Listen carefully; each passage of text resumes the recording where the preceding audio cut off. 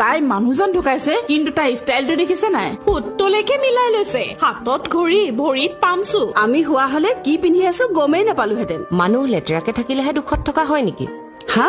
নহয়, আপোনালোকৰ কথাবোৰ শুনি তেনেকুৱাই লাগিছে। আমি লেতেৰা চাফাক লৈ কথাখিনি পতা নাই।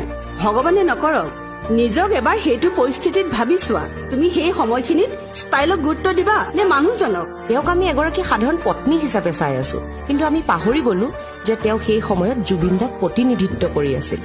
অকল ওচৰ চুবুৰীয়াই নহয়, গোটেই বিশ্বই তেওঁক জুবিন দাৰ পত্নী হিচাপে চাই আছিল।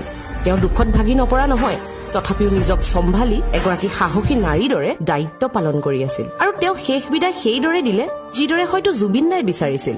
তাত আমাৰ ইমান পাতিব লগা কি আছে? চাহৰ জুতি লৈ লোকৰ সমালোচনা কৰাটো তেনেই সহজ, কিন্তু প্ৰকৃততে তেওঁহে বুজি পাইছে আপোনজনক হেৰুৱাৰ বেদনা।